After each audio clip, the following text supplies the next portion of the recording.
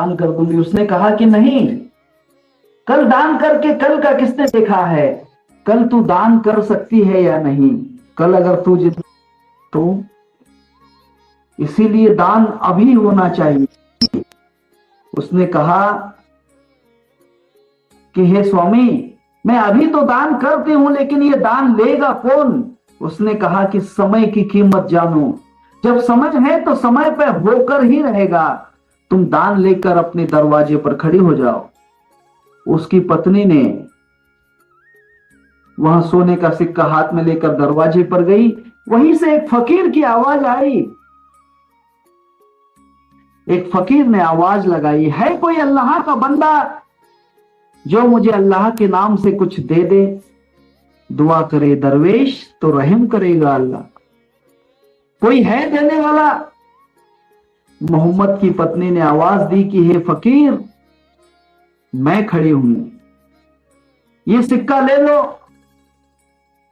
ये दान के लिए। उसने अपने कटोरे में सिक्का लिया और चला गया दुआ देकर। सुबह हुई। सुबह ऊंट लेकर, ऊंटों के ऊपर सोने के सिक्के, 7 ऊंट भरकर सोने के सिक्के लेकर एक व्यक्ति आया। उसने कहा कि मैं ऐसे दान करने वाले व्यक्ति को यह दान देना चाहता हूं जो लोभी नहीं है, जो कभी लोभ नहीं करता। मैं उसे दान देना चाहता हूं, और मेरी नजर में मोहम्मद पैगंबर से ज्यादा निर्लोभी आदमी कोई नहीं है। इसीलिए हे मोहम्मद, मैं जो लाया हूं इसे दान में ले लीजिए। उसने कहा कि देख, तू तो एक सिक्का बचा कर रख रही थी, उसने तो 7 ऊंट भर के सिक्के भेज दिए। 7 ऊंट में कितने सिक्के थे याद है? कौन थे? मोहम्मद पैगंबर के पहले शिष्य हजरत उमर। 7 ऊंट सोने के सिक्के दान करके चले गए।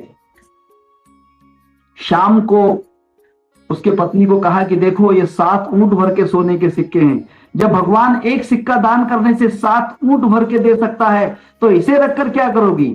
सूरज ढलने के पहले 7 ऊंट दान कर दिए। पत्नी ने कहा कि देखिए, मैं आपके बात पर विश्वास करती हूं। 7 ऊंट दान कर दिए। फिर दूसरे दिन सुबह एक और राजा थे, बादशाह उस समय के। पहले हजरत उमर आए, फिर दूसरे राजा आए, उस्मान गनी रजियानुत्ताला, मोहम्मद पैगंबर के दूसरे शिष्य, बाद में शिष्य बने, उसके अनुयायी बने, उसके मुरीद बने। उस्मान गनी रजियानुत्ताला, उसने 70 ऊंट भर के सोने की मोहरें लाई। पहले 7 ऊंट मोहरें थी, अब 70 ऊंट भर के। उसने कहा कि ठीक है, यह भी अल्लाह की मेहरबानी है, रख दो। शाम के वक्त फिर वे 70 ऊंट सोने की मोहरें बांट दी। तीसरे दिन फिर एक बादशाह आए, अबू बकर सिद्दीक रजियानुत्ताला, जो तीसरे शिष्य थे मोहम्मद सल्लल्लाहु अलैहि वसल्लम के। उन्होंने 700 ऊंट भर के लाए और कहा कि मैं आपको यह दान देना चाहता हूं। उसने कहा कि रख दो, अल्लाह की मेहरबानी है। 700 ऊंट भर के सोने के सिक्के मोहरें लाई। मोहम्मद ने कहा कि रख दो। शाम को 700 ऊंट भर के सोने की मोहरें दान कर दी। चौथा दिन निकला। हजरत अली, जो मोहम्मद पैगंबर के शिष्य भी हुए, मुरीद भी हुए और उनके दामाद भी हुए, बीबी फातिमा उनको दी गई। बीबी फातिमा जो थी वह उनकी पत्नी बनी, जिसे इमाम हसन और इमाम हुसैन नाम के जो पुत्र हुए, जिनसे अभी भी मुहर्रम चलती है करबला। चौथे दिन हजरत अली आए। शायज़दा शेर मर्दा कुव्वते परवरदिगार, लाफता इल्ला अली सैफ उल्ला जुल्फकार। वे हजरत अली आए और उन्होंने कहा कि हुजूर, मैं 7 ऊंट नहीं, 70 ऊंट नहीं, 700 ऊंट नहीं, मैं अपने जिंदगी का जितना भी खजाना है वो आपके चरणों में दान करने आया हूं।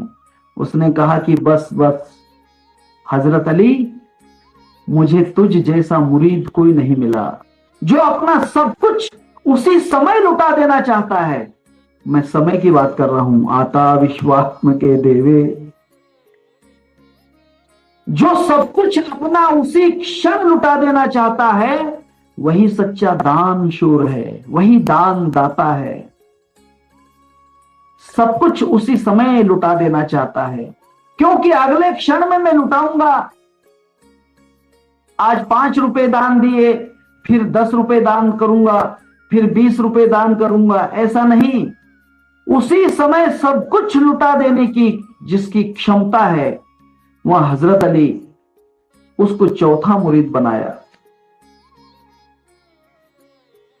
संत ज्ञानेश्वर महाराज कहते हैं कि जो समय पर सब कुछ लुटा देता है, खुद फना हो के जात में मिलना ये मजा में हुबाब में देखा, आप तो शौक तो गैर को लिज्जत ये मजा में कबाब में देखा, यार का वस्ल ख्वाब में देखा, नूरे हक को हिजाब में देखा।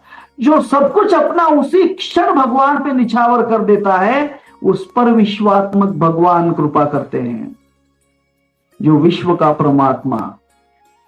आप तो थोड़ा समय बचा कर रखते हैं, नहीं नहीं मुझे 4 बजे फलाने मीटिंग में जाना है, मैं 3:30 बजे तक ध्यान करूंगा, क्योंकि आप समय बचा कर रखते हैं।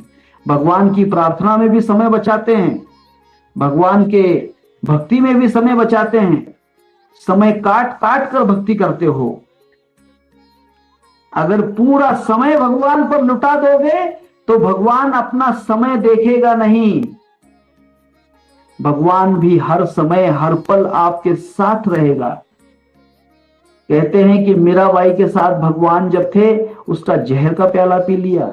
जनाबाई के साथ उसके साथ अनाज को पीसने लगे, सावता माली के साथ उसके खेतों में काम करने लगे, कबीरदास के साथ कपड़े बुनने लगे। विचार कीजिए, गोरोबा कुम्हार के साथ में घड़े बनाने लगे, सजन कसाई के साथ मांस बेचने लगे। क्यों?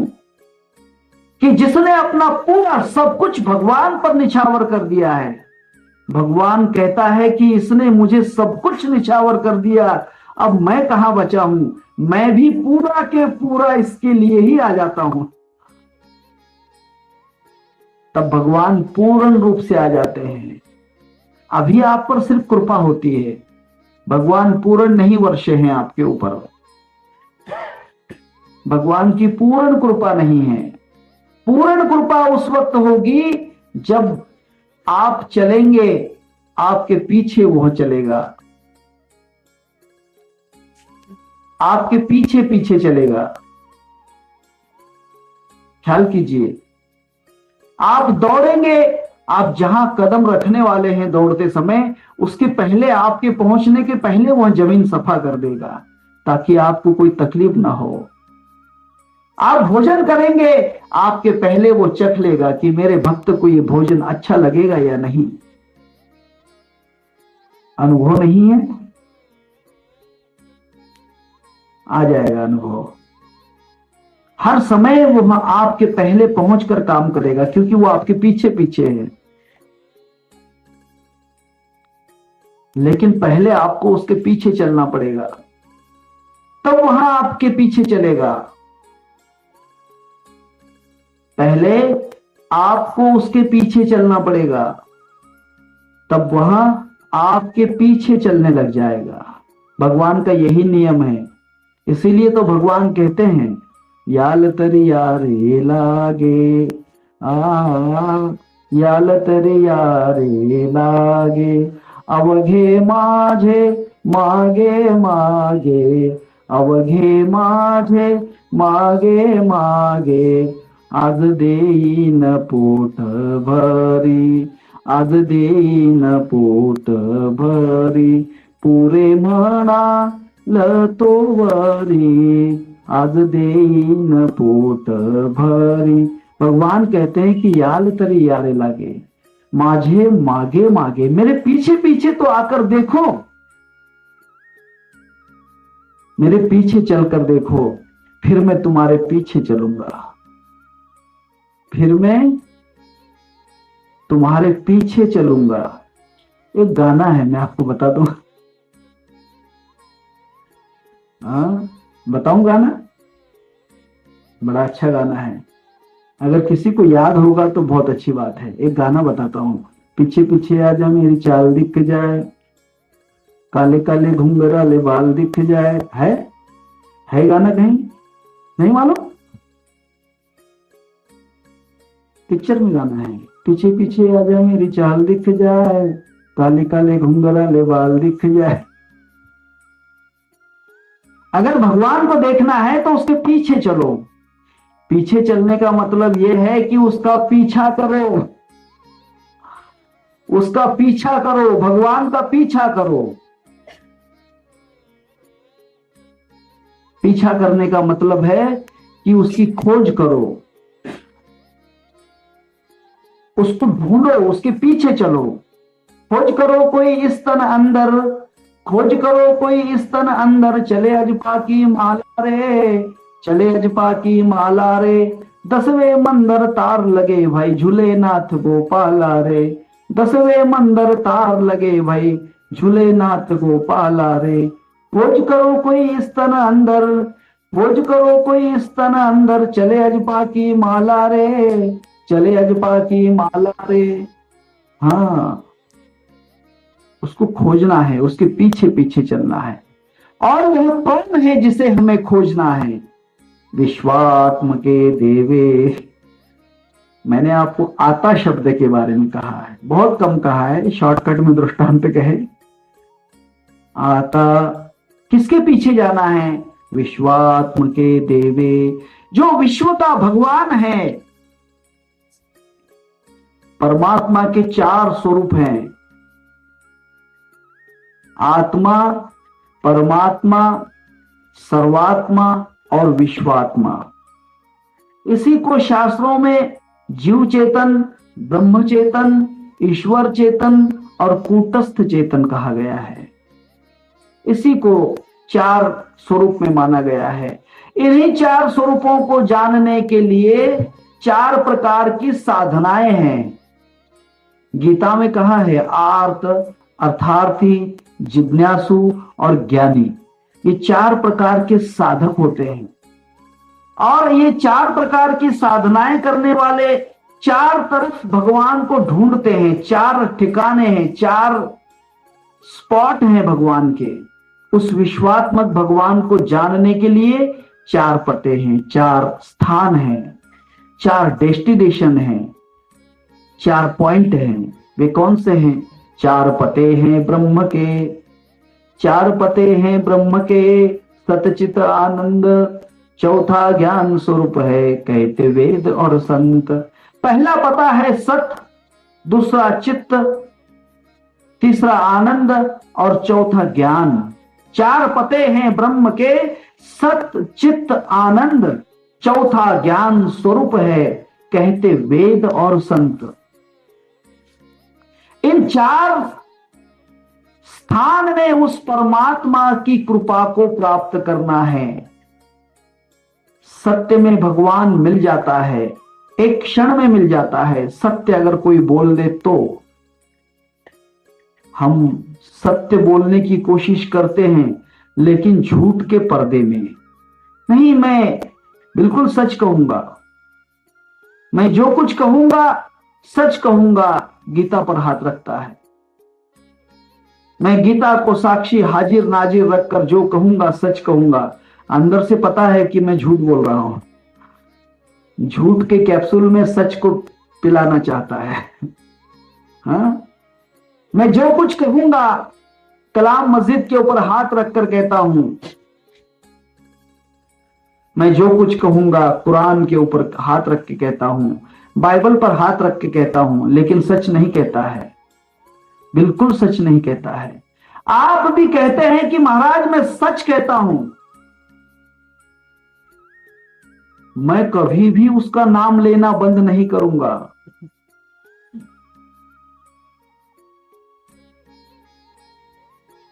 अगर आपको यकीन नहीं है तो आजमा कर देख लेना।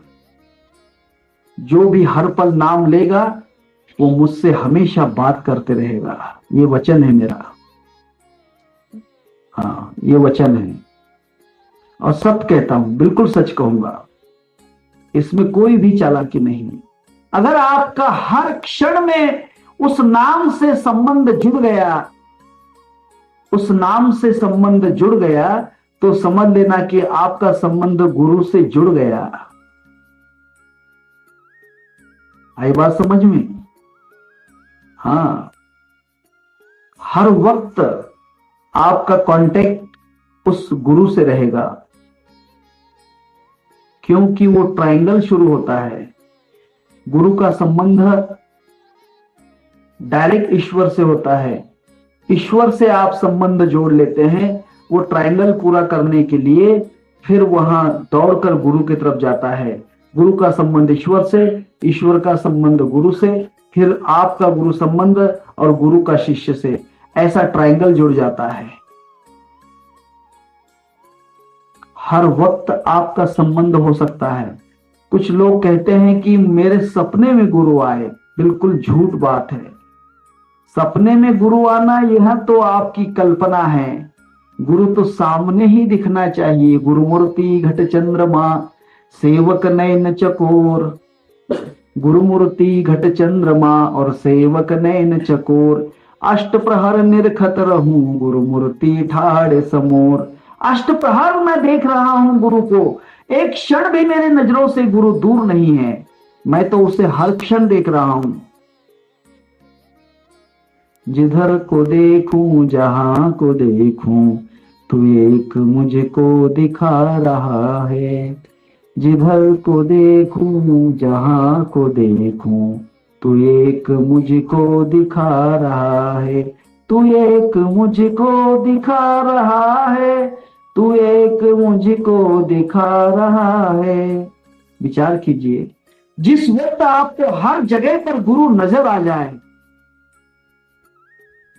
रूपी दृष्टि धाय पाहता न समाये, बोलता ची नए काय करूं। मैं हर जगह जहां जहां पर देखता हूं मुझे तू ही तू नजर आता है।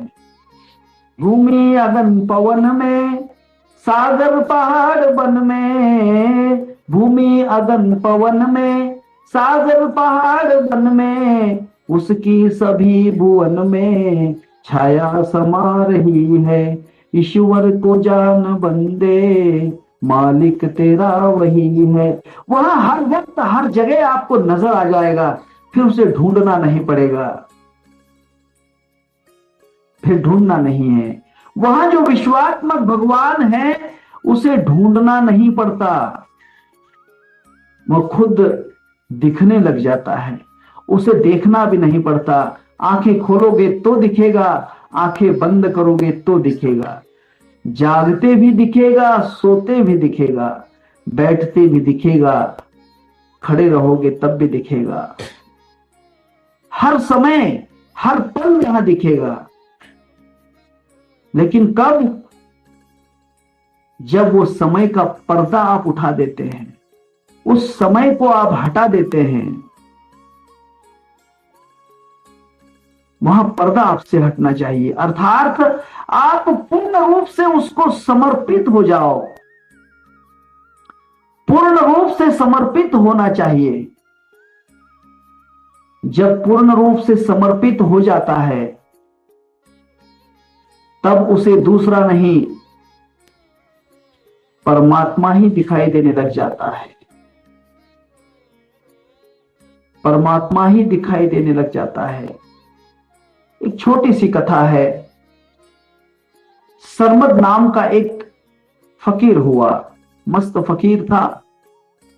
आलमगीर अर्थात औरंगजेब, बादशाह औरंगजेब उनके दरबार में रहता था सरमद। सरमद से पूछा औरंगजेब ने कि क्या भगवान है, खुदा है? उसने कहा कि नहीं, खुदा नहीं है। इस्लाम में अगर भगवान नहीं है ऐसा बोल दिए तो उसको तो समझो गया, मर गया, वो तो काफिर हो जाएगा ना, उसे तो काफिर कहते हैं, भगवान से विरोधक हो जाता है। उसने कहा कि ए सरमद, तो फिर तू फकीर क्यों है? उसने कहा कि उसी के लिए तो फकीर बना हूं, अगर वो दिख जाए, मिल जाए, प्राप्त हो जाए, समझ में आ जाए तो मैं फकीर क्यों रहूंगा, मैं तो बादशाह बन जाऊंगा। मैं तो राजा धीराज बन जाऊंगा,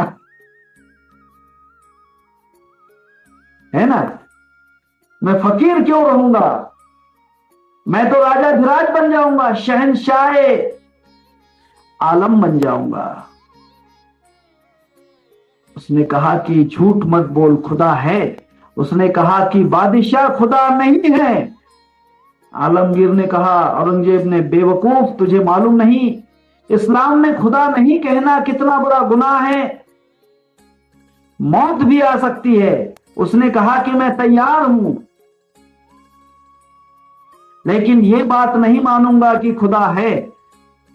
औरंगजेब को बड़ा ही गुस्सा आया। उसने अपनी तलवार निकाली,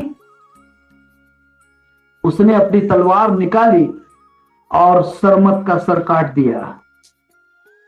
सरमद का सर काटते ही सरमद का सर जोर जोर से हंसने लगा और कहने लगा, वहां गिरा हुआ कटा हुआ सर कहता है कि हे आलमगीर, खुदा है, खुदा है, खुदा है। मैं कहता हूं कि खुदा है, खुदा है। उसने कहा कि बेवकूफ, अगर पहले कहता तो सर क्यों कटता, सर क्यों कटता। उसने कहा कि हुजूर, उस वक्त मैं पूरा समर्पित नहीं था, अब तो पूरा समर्पित हो गया, पूरा मिट गया। अब मिट जाने से ही मुझे खुदा दिख गया। मैं पूरा मिट गया, पूरा समर्पित हो गया। खुद पना हो के जात में मिलना, ये मजा में हुबाब में देखा। आपको सौख्त गैर को इज्जत, ये मजा में कबाब में देखा। यार का वस्ल ख्वाब में देखा, नूर हक को हिजाब में देखा। हाँ, जो पूरा मिटने के लिए तैयार है, भगवान भी उसके लिए सामने ही खड़ा है, सामने ही खड़ा है। लेकिन मिटने की तैयारी है कहां। हम तो 1 मिनट मिटाने के लिए तैयार नहीं, 1 घंटा छोड़ने के लिए तैयार नहीं। जो अपने आप को पूरा मिटाने के लिए तैयार है, पूरा पूर्ण रूप से, महाविश्वात्मक भगवान उसके सामने ही खड़ा है। पूरे मिट तो जाइए, पूरा मिटना ही पड़ेगा। जब तक मिटोगे नहीं, तब तक खुशबू नहीं आती है। चंदन जलेगा नहीं, खुशबू आएगी नहीं। जब तक चंदन नहीं जलता है, तब तक खुशबू पैदा नहीं होती। जब तक आप मिटते नहीं हो, अपने आप को नष्ट करते नहीं हो, तब तक ईश्वर का साक्षात्कार, उस विश्वात्मक भगवान से आशीर्वाद नहीं प्राप्त कर सकते। उसके लिए साधना कौन सी है, वो कल के प्रवचन में होगा, अभी नहीं। ये नेवाग यज्ञ तोषावे, उसकी साधना मिटना कैसे है, कल मिटने का मार्ग बतलाऊंगा। आज तो सिर्फ तैयारी करना है मिटने की। हम चले अब फिदा जाने तन साथियों, अब तुम्हारे हवाले वतन साथियों। वतन नहीं, अब तुम्हारे हवाले ये तन साथियों। हम चले अब फिदा जाने तन साथियों। मिटने की तैयारी अगर है तो फिर परमवीर चक्र है। मिटना सीखो, मिटना सीखो। जिसने भी मिटने की तैयारी कर ली है, वहां उसी क्षण भगवान को प्राप्त कर लेता है। मैं दृष्टांत ज्यादा नहीं कहूंगा। शिवलीलामृत में एक अच्छी कथा है, मिटने की तैयारी। शिवलीलामृत में एक कथा है। श्रावण महीना है, इसलिए शिव जी की कथा कहना बहुत अच्छी बात है। अगर किसी ने पढ़ा है तो बहुत अच्छी बात है, शायद नहीं पढ़ा। शिवलीलामृत किसने पढ़ा है? पढ़ने की बात कहते हो महाराज, हम तो देखते भी नहीं किताब। हम तो किताब देखते भी नहीं है। शिवलीलामृत नाम का बड़ा अच्छा ग्रंथ है, श्रावण महीने में पढ़ना ही चाहिए। उसमें एक कथा है महानंदा वेश्या की। महानंदा नाम की एक वेश्या है जो पर पुरुषों से अपना जीवन व्यवहार करके अपना पेट भरती है। परंतु भगवान शिव की परम भक्त है। व्यवसाय कुछ भी करती हो लेकिन भगवान पर पूर्ण रूप से मिटी हुई है।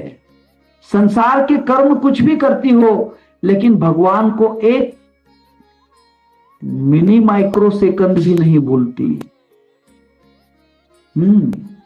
परमाणु भर भी नहीं भूलती। भगवान शिव ने सोचा, शिव लीलामृत में कथा है, भगवान ने सोचा कि क्यों ना इसकी परीक्षा ली जाए कि महानंदा भगवान के लिए कितनी मिट सकती है, कितनी यह वचनबद्ध है, मिटने के लिए कितनी तैयार है। भगवान ने एक व्यापारी का रूप धारण किया।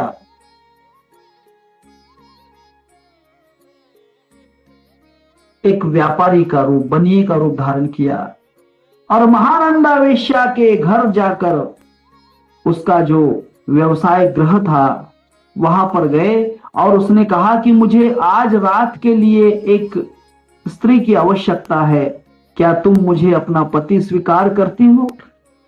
महानंदा ने कहा कि मैं वेश्या हूं, मैं किसी भी पुरुष से नहीं शब्द नहीं कह सकती हूं, मैं हर पुरुष को अपना पति ही मानती हूं।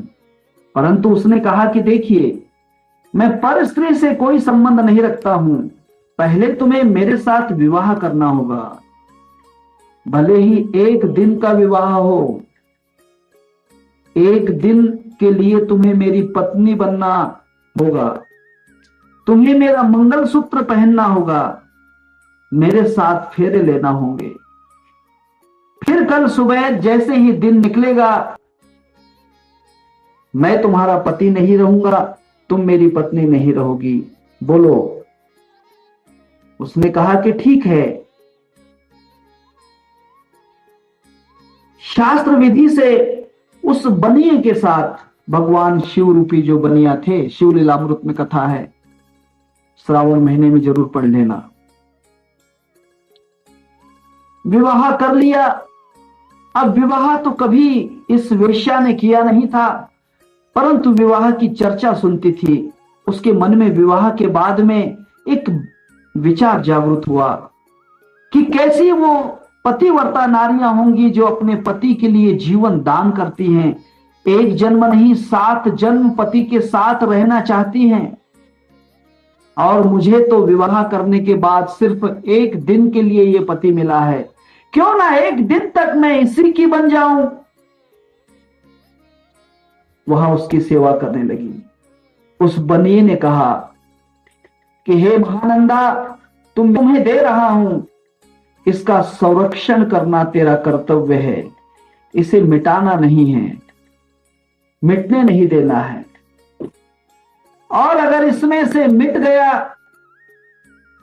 तो समझ लेना कि मेरा प्राण त्याग है, मैं मर जाऊंगा। उसने कहा कि ठीक है। उन्होंने एक पंछी था, तोता, दे दिया, इसे भी संभालो, ये बंदर भी मरने ना पाए, कल सुबह मुझे ये बंदर चाहिए। और तीसरा, भगवान शिव जो थे उसके पास में आत्मलिंग था, जो शिवलिंग होता है जिसकी हम पूजा करते हैं, वो स्फटिक का आत्मलिंग था। उसने कहा कि देखिए, मैं इसकी पूजा करता हूं, इसे तो बिल्कुल मत जाने देना, भले ही बंदर मर जाए चल जाएगा, तोता मर जाएगा चल जाएगा, परंतु यह मेरा आत्मलिंग है जिसकी मैं सर्वभाव से पूजा करता हूं, इसे मत नष्ट होने देना। अगर यह नष्ट हो गया तो हे महानंदा, मैं प्राण त्याग कर दूंगा। उसने कहा कि स्वामी, मैं अपने वचन में बद्ध हूं, एक दिन भर मैं इसका संरक्षण करूंगी, क्योंकि मैं आपकी पत्नी हूं। भगवान ने अपनी माया से वहां पर उस महल में अग्नि लगा दी, महल को आग लग गई। महानंदा अपने पति की सेवा कर रही थी, पैर दबा रही थी, चरण को चूर रही थी, पति की सेवा कर रही थी, और बनिया जो शिव है वहां सो रहा था। शिव जी की माया ही थी। पूरे महल में आग लग गई। अगर चिल्लाती है तो पति की निद्रा भंग होती है, सोए हुए पति को नींद से जगाना महापाप है। इसीलिए उसने कहा कि नहीं, इन्हें तो जागना नहीं चाहिए। पति की सेवा कर रही हूं, पैरों को छोड़ती हूं तो पति का वचन टूटता है, क्योंकि इनके चरण की सेवा करने के लिए पति ने आज्ञा की है। पैरों को दबा रही है, अंगार जो है अग्नि भड़क गई, तोता जल गया। थोड़ी देर के बाद में वहां बंदर जो था वहां भी जल गया। बड़ी अच्छी कथा है शिवलीलामृत में, अगर समझ में आ जाए तो बहुत अच्छी बात है। आध्यात्मिक अर्थ कहता हूं आपको। तोता भी जल गया, बंदर भी जल गया।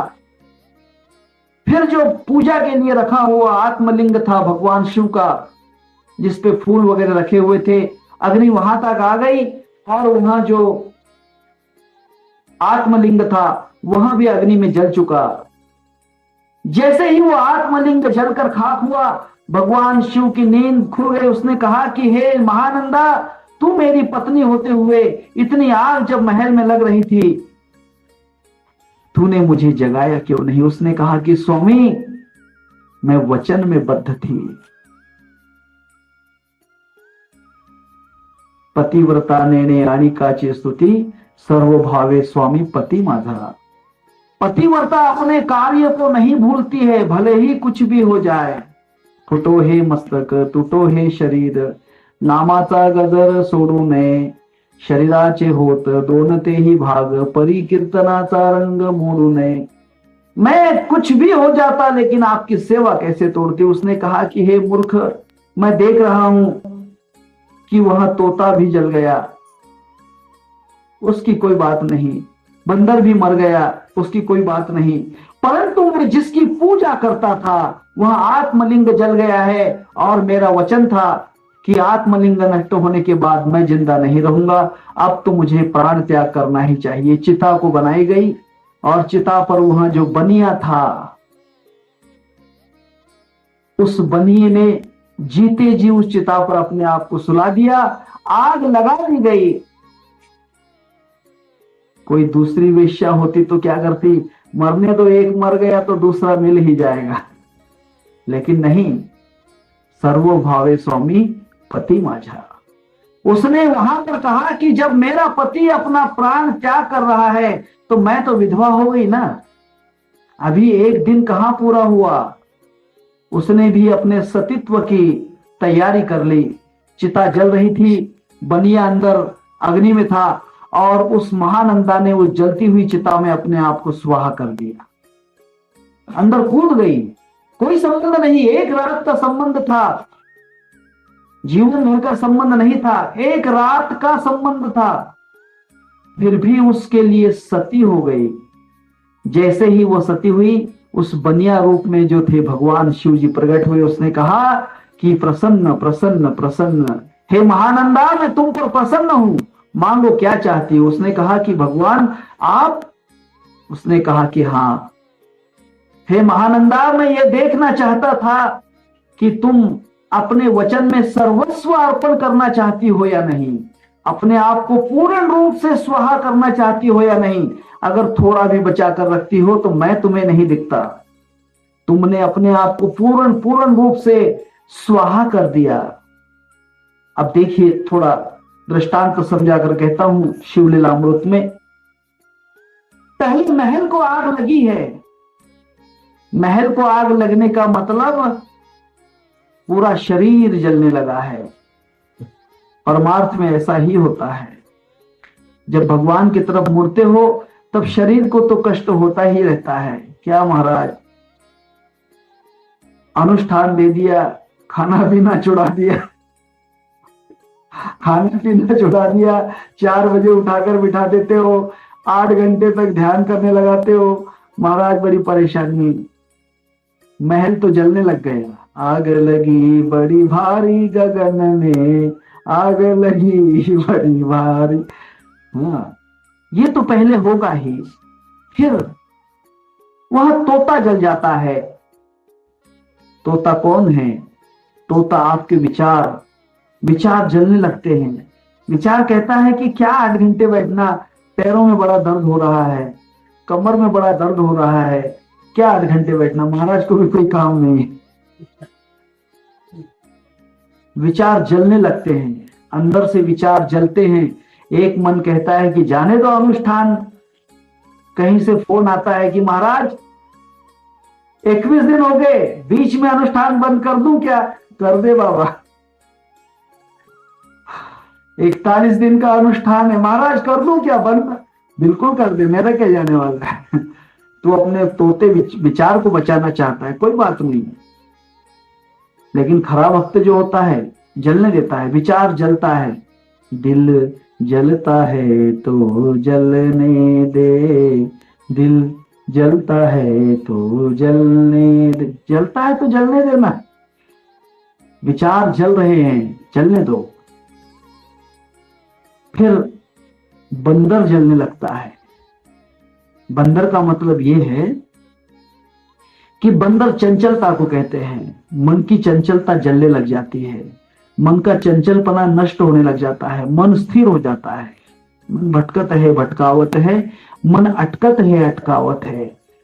अगर ईश्वर के ध्यान में लग जाओगे ना तो फिर मन का भटकना नष्ट हो जाता है, मन जल जाता है।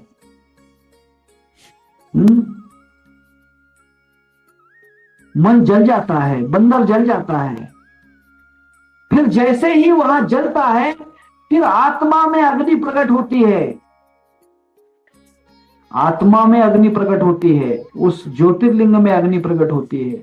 जैसे ही वहां ज्योतिर्लिंग जलने लग जाता है, उस वक्त भगवान प्रकट हो जाता है। अभी आपकी आत्मा नहीं जलती। कई असी दशा येई माझ्या अंगा, चित्त पांडुरंगा झुरत असे। कब आपके आत्मा में, अंतर आत्मा में आग लगेगी उस भगवान के लिए? कब आपका आत्मा जलेगा उस भगवान के लिए? नहीं जलता है।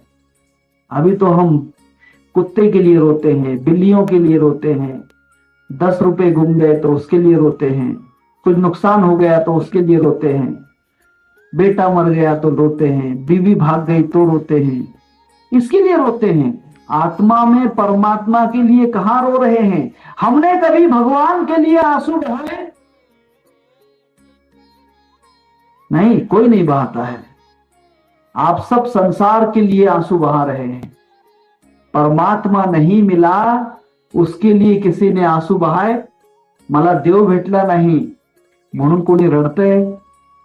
दिखा दे नजर से वो जलवा तुम्हारा, दिखा दे नजर से वो जलवा तुम्हारा, जुदाई का पर्दा करो दूर प्यारा, दिखा दे नजर से। भगवान से कभी कहते हो कि भगवान कब दिखाओगे अपनी सूरत, कब आओगे मेरे सामने? कभी विनती की? हाँ, भगवान को देखने के लिए कभी आपका मन तरसा? कभी आत्मा में जलन हुई? कभी ऐसा लगा कि मुझे अब तक भगवान दिखा नहीं है, अब तक उसके दर्शन हुए नहीं हैं, कब मिलेंगे वो दर्शन?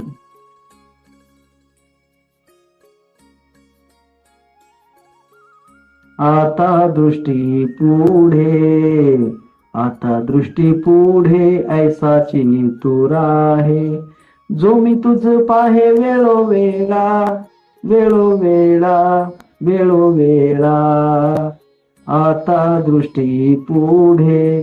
अब तो मेरी आंखों के सामने ऐसा ही रह, जो मैं तुझे बार बार देखता रहूं। क्यों लाचावले मन, लागली से गोडी, तेजवे न सोडी, ऐसे झाले। अब तो मेरा मन तुझ पे ललचा गया है, अब तो मेरा मन, मेरी आत्मा तुझे ही देखना चाहती है और दूसरा कुछ भी अच्छा नहीं लगता। मीरा के प्रभु गिरधर नागर, और न दूजा कोई। अब तो मुझे दूसरा कुछ भी अच्छा नहीं लगता है, मुझे फक्त उस परमात्मा, उस विश्वात्मा की सूरत ही अच्छी लगती है। उसकी सूरत के लिए ही, उसके दर्शन के लिए ही, उसके प्राप्ति के लिए ही, उसके साक्षात्कार के लिए ही मैं अपना पूरा जीवन निछावर करता हूं। अपने आप को निछावर विश्वात्म के देवे। उस परमात्मा के ऊपर निछावर होने का मतलब यह है कि एक पल भी अपने आप को मत बचाओ, एक पल भी अपने आप को नहीं बचाना है, हर पल उसी में मिटना है।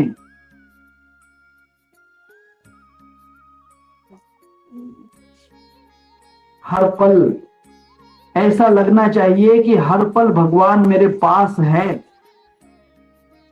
शाब्दिक नहीं, अनुभविक। हर पल भगवान मेरे पास है, ऐसी अनुभूति आ जाना चाहिए। और उसकी साधना सिर्फ सांस है। सांसों में ही वह साधना पूर्ण होती है, सांस में ही वह साधना आपकी शुरू हुई। मां के गर्भ में जब हम थे उस वक्त साधना सांसों से ही शुरू हुई है, सांस में ही वह साधना शुरू हुई और सांस में ही वह साधना समाप्त हो जाती है। मरते वक्त सांस के साथ वह साधना समाप्त हो जाती है। इसीलिए कहते हैं कि सांस सांस पर नाम लो, हर सांस में उसका नाम लेना है। सोहम का नाम लो, राम का नाम लो, अल्लाह का नाम लो, आमीन का नाम लो, चाहे कुछ भी नाम लो, पर लेकिन सांस पर, सांस सांस पर नाम लो, वृथा सांस मत बोल, एक एक सांस मेरे भाई, तीन लोक का मोल। सांस सांस पर नाम लो, वृथा सांस मत बोल, कहना था सो कह दिया, अब क्या बजाऊं ढोल। हर सांस में उसको याद करो, हर सांस में, तब वहां निकट आता जाएगा। क्योंकि सांस के आते ही परमात्मा आपके निकट था माता के गर्भ में, और जब सांस जाने लगेगी उस वक्त भी वह आपके करीब रहेगा। जब वह मां के गर्भ में पहली सांस आप में प्रविष्ट हुई, पहली सांस जब प्रवेश कर गई आप में, उसी वक्त परमात्मा को देख लिया उसने उसका दर्शन किया। तब कहा कि मैं अब तुम्हें देखता ही रहूंगा, मैं तुम्हें देखता ही रहूंगा। और आखिरी सांस जब मृत्यु की घटी होती है, मृत्यु का क्षण होता है, उस समय भी वह सामने होता है लेकिन बात नहीं कर सकता। उस वक्त वो कहता है एक बार देखा और देखने की तमन्ना है, फिर जीवन मांगता है। इसी कारण बार बार जन्म होता है, यही कारण है कि बार बार जन्म होता है। इसी कारण से सांस में ही उसका दर्शन है, उस विश्वात्मक परमात्मा का दर्शन और कहीं नहीं। क्योंकि संसार में वह जो आप में स्थित है वह सांस में है। फिर सांस के आगे जो परमात्मा का स्वरूप है उसे विलय स्वरूप कहते हैं। थोड़ा डीप में कह रहा हूं, गहराई में कह रहा हूं, उसको विलय स्वरूप कहते हैं। जहां सांस विलीन हो जाती है उसे आकाश कहते हैं। जहां आकाश विलीन हो जाता है उसे प्रकाश कहते हैं।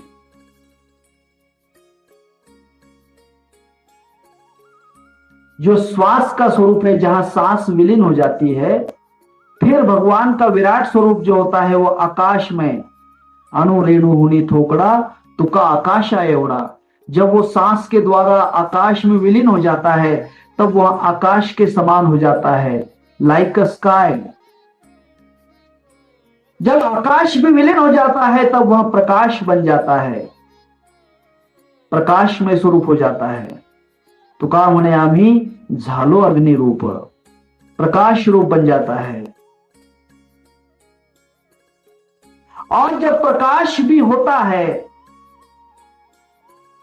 यह जो प्रकाश है स्वस्वरूप में विलीन हो जाता है, प्रकाश भी नहीं रहता, प्रकाश भी स्वस्वरूप में विलीन हो जाता है। उसी को विश्वात्मक स्वरूप कहते हैं। शस्त्र शीर्षा शस्त्रपात शस्त्र मुखाहा भूमि विश्वतो व्याप्त दशांगुल शेषाहा। ऋग्वेद के उत्तरार्ध में यह एक अच्छी श्लोक में भाषा है, एक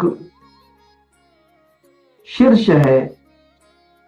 उस शीर्ष में यहां भगवान की स्तुति कही है। शस्त्र शीर्षा जिसके हजारों सिर हैं, शस्त्र मुखा जिसके हजारों मुख हैं, शस्त्र मुखा ऐसा जो हजारों मुख वाला, हजारों सिर वाला, हजारों पैर वाला, शस्त्र शीर्षा शस्त्र मुखा सब, शस्त्र मुखा सब भूमि विश्व तो व्याप्त दशांगुल शेषा, जो इस ब्रह्मांड को सर्वव्याप्त होते हुए 10 अंगुलियां बचा हुआ है। इसीलिए उस बचे हुए परमात्मा से ज्ञानेश्वर महाराज अपने 10 उंगलियां भर के ही, अर्थात अंजुली भर कर दान मांगते हैं। उसे पसाय दान कहते हैं। अंजुली भर का मतलब 10 अंगुलियों का दान, जो बचा हुआ दान है। मुझे तुम्हारे स्टॉक में से नहीं चाहिए, मुझे आपके भांडवल से नहीं चाहिए, कुछ बचा हो तो हाँ, बचा हो तो। झाडू संतांचे मार्ग, झाडू संतांचे मार्ग, आड राणी भरले जग, आड राणी भरले जग, उच्चिष्टाचा तो भाग, उच्चिष्टाचा तो भाग, शेष उरला तो सेव। शेष का मतलब बचा हुआ, शेष उरला तो सेव, जो बचा हुआ है वह मुझे मिल जाए। जो 10 उंगलियां बचा हुआ परमात्मा है वह मुझे मिल जाए। आई बात समझ में। शस्त्र शीर्षा शस्त्र मुखा स भूमि विश्व तो व्याप्त दशांगुल शेषा, जो 10 उंगलियां बचा हुआ परमात्मा है वो मेरी इन 10 उंगलियों में मिल जाए तो फिर मैं उससे कुछ मांगू। आता विश्वात्म के देवे, हाँ, फिर मैं उससे मांगना चाहता हूं, फिर मैं उससे कुछ मांगू। जो बचा हुआ है उसी से ही मांगूंगा। अगर आपके पास कुछ बचा हुआ हो, आपका पेट भर गया हो, आप सबने भोजन कर लिया हो, तो बचा हुआ कोई रोटी का टुकड़ा हो तो मुझे दे दो। भिक्षाम देहि माते, भिक्षाम देहि, इसी को भिक्षा कहते हैं और इसी को दान कहते हैं। जो अपने पास बचा हुआ है वहां दे देता है। अपने पास बचा हुआ भी नहीं बचाता। इसलिए तो मैंने कहा कि मोहम्मद शाम के समय जो बचा हुआ रहता था वह सब दान कर देता था। जो बचा हुआ भी नहीं बचाता वह सब कुछ पा जाता है, वह पसाए दान पा जाता है, वो पूर्ण दान पा जाता है।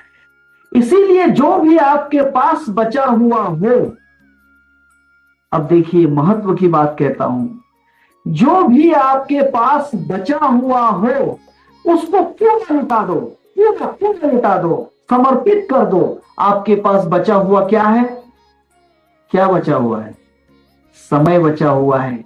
जो भी आपका जीवन का समय बचा हुआ है 100 साल से गुजरने के बाद, किसी के पास 50, किसी के पास 30, किसी के पास 10, किसी के पास 15, जो भी बचा हुआ है शेष जो है वहां लुटा दो, दान कर दो, दे दो, सब कुछ लुटा दो उस पर। नहीं महाराज, 24 घंटे है, उसमें से मुझे 4 घंटे का समय ध्यान के लिए, 20 घंटे तो मेरे लिए होना चाहिए ना। अरे तेरे लिए क्यों रखता है भाई? बचा हुआ सब उसको दे दे। अब तक तो तूने इसका इस्तेमाल कर लिया, अब कुछ उसके लिए इस्तेमाल कर, कुछ उसके लिए इस्तेमाल कर।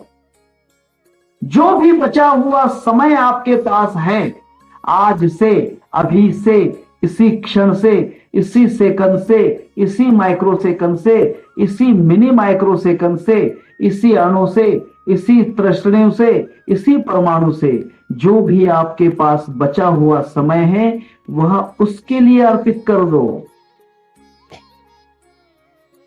तो फिर विश्वात्मक परमात्मा आपकी अंजुली में दान दे देगा। फिर उसके पास जो बचा है वह उसके पास बचा कर नहीं रखेगा, क्योंकि आप अपने पास बचा कर कुछ नहीं रखते तो वो उसके पास बचा कर क्यों रखेगा। जो अपने पास अपना कुछ भी नहीं बचा कर रखता है उसके लिए परमात्मा कहता है कि अब मैं अपने पास कुछ भी नहीं बचाऊंगा। भाव ही घ्यारे, भक्ती ही घ्यारे, मज ही घ्यारे तुमचा चीमी। संत तुकाराम महाराज कहते हैं भाव भी ले लो, भक्ति भी ले लो, मुझे भी ले लो, क्योंकि मैं अब तुम्हारा ही हो गया। अब तो मैं तुम्हारा ही हो गया। भाव ही घ्यारे, भक्ति ही घ्यारे, मज ही घ्यारे तुमचा चीनी। तुमने मुझे रूप से अपने आप को दे दिया है ना, तो फिर मुझे भी पूरा ले लो, बस पूरा ले लो। जो पत्नी अपने पति के लिए पूर्ण रूप से हो जाती है, पति फिर उसका भी पूर्ण हो जाता है। मैं सांसारिक बातें नहीं करता हूं, इसका कोई विषय नहीं। पूर्ण रूप से कैसे होना है, नारी धर्म तत्वांक नाम का कल्याण मासिक है। नारी धर्म तत्वांक, नारियों का क्या धर्म है अपने संसार में, पति के साथ, पुत्र के साथ, ससुर के साथ, सास के साथ, कुटुंबियों के साथ, पड़ोसियों के साथ, खुद के साथ, परमात्मा के साथ क्या धर्म है, उसका नारी धर्म तत्वांक नाम का एक कल्याण का हनुमान प्रसाद पोतदार इन्होंने रचित किया हुआ बड़ा ही सुंदर अंक है। मेरे ख्याल से अब कीमत उसकी 100-125 रुपए होगी। पहले 90 रुपए कीमत थी, अब 100-125 होगी। जरूर पढ़ना, नारियों ने जरूर पढ़ना चाहिए, जरूर पढ़ना चाहिए। तब जो पूर्ण रूप से उसमें अपने आप को मिला देता है, पूर्ण वह उसका ही बन जाता है। देखिए छोटा सा दृष्टांत कहता हूं, अगर शक्कर पूरी रूप से दूध में घुल जाती है, अपने आप को मिटा देती है दूध में शक्कर,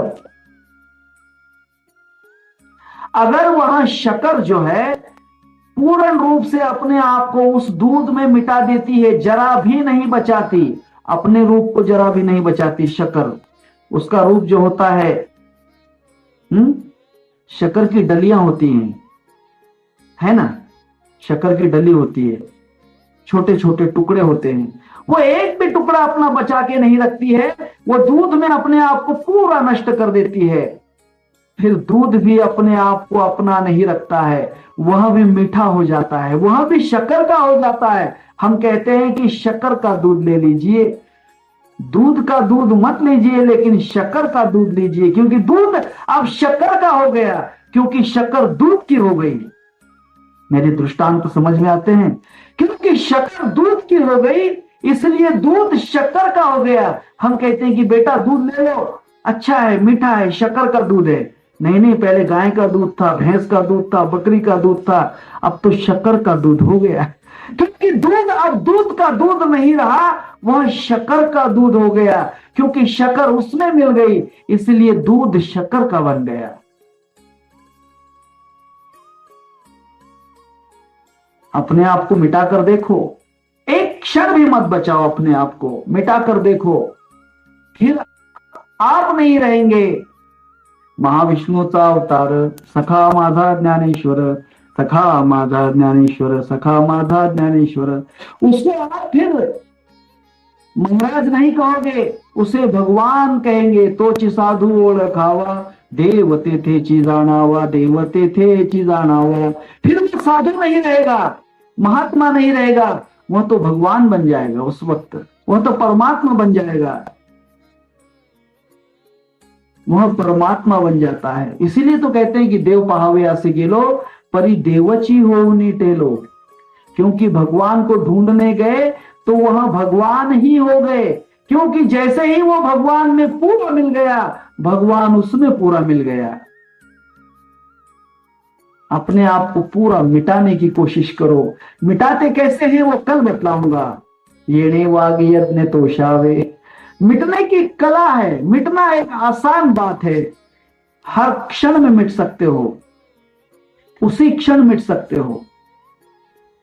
मिटने के लिए समय नहीं लगता, लेकिन मिटने की पहले तैयारी करने में 100 साल चले जाते हैं, 100 साल चले जाते हैं। निशाना लगाने में समय लगता है, लगने में समय नहीं लगता। निशाना लगाने में समय लगता है, लगने में समय नहीं लगता। हाँ, मिटने में समय नहीं लगता, मिटाने में समय लगता है।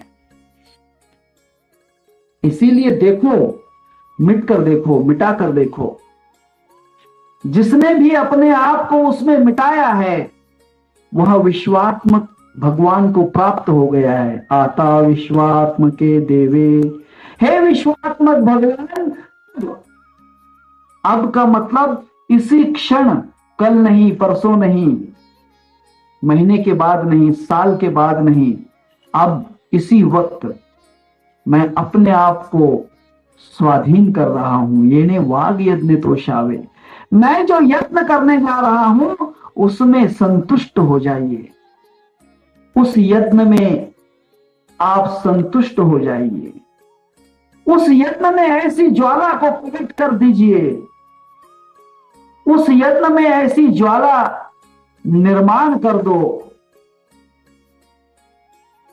कि मैं खुद ज्वालामुखी बन जाऊं। मेरी आत्मा को अपने अंदर ऐसा मिला लो कि मैं परमात्मा बन जाऊं।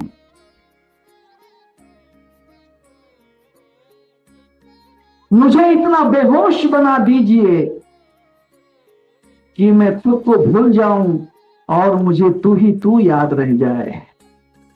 फिर मुझे कुछ याद न रहे, मैं खुद को भुला दूं और तुझे ही याद रखूं। बस तेरी ही याद रह जाए, तेरी ही याद रह जाए, तेरी ही याद रह जाए। मैं खुद को इतना मिटा दूं, इतना मिटा दूं कि मेरे मिटने की भी मुझे याद न रहे। मैं कब मिट गया इसकी मुझे याद नहीं होना चाहिए। नहीं तो आप कहेंगे कि मैं तो मिट गया, मैं तो मिट गया। अगर आपको मिटने की याद है तो आप मिटे नहीं। डूबे सो बोले नहीं, बोले सो अनजान। गहरी सागर प्रेम नदियां, कोई डूबत संत सुजान। हाँ, इसलिए पूरा मिटो। कापुराची वाती उजळली ज्योती, थाईच समाप्ति झाली जैसे। जैसे कापुर की ज्योत जलती है छोड़ती, उसी तरह से पूरा मिटो। पूरा पूरा मिटने की ताकत रखो। मैं पूर्ण रूप से आपसे कहता हूं कि हर सांस में उसके लिए मिटने की तैयारी रखो। कुछ भी दूसरा नहीं रखना है, सब उस पर निछावर कर देना है। सब उस पर निछावर कर दो, मिटा दो खुद को। जलाकर खुद नुमाए को भस्म तन पर जमाता है। अगर है शौक मिलने का तो हरदम लो लगाता जा। जलाकर खुद नुमाए को, इसका मतलब अपनी खुदी को मिटा दे। जलाकर खुद नुमाई को मतलब अपने आप को पूरी तरह मिटा दे। भस्म तन पर रमाता जा, इसको भस्म राख बना दे। इतनी राख बना दे, इतनी राख बना दे कि वो राख भी न रहे। पूर्ण रूप से अपने आप को मिटाने की ताकत रखो। और ये मिटने की साधना है सांस। मैं तो कहता हूं कि ये साधना कल से नहीं, अभी से करना है। हाँ, अभी से करना है। नर्तन पाया जतन कर भाई, नर्तन पाया जतन कर भाई। जिसमें वो करतार मिले, जिसमें वो करतार मिले। ऐसी उत्तम योनि पदार्थ फिर नहीं बारंबार मिले। ऐसी उत्तम योनि पदार्थ फिर नहीं बारंबार मिले। फिर ये मौका नहीं मिलेगा। सेवटली पाली हार हरदे है, सुकलिया वर्णिया पड़िया। अगर समय चूक गया तो फिर चक्कर में पड़ जाओगे। इसीलिए चक्कर को मिटाना है तो इस सब क्या वक्त पाया है तेरे हाथ में सुमरनी रे, सतगुरु ने बताया है। उसका सुमरण करो, मिटा दो खुद को, मिटा दो, सुमरण करो। और वो सुमरण अगर हो जाए गुरु की बताई हुई माला से, गुरु की बताई हुई साधना से, उस वाग यज्ञ से, उस यज्ञ के द्वारा अगर सुमरण हो जाए, तो फिर ये अंजुली जो है, पसायदान जो है, आपको मिल सकता है।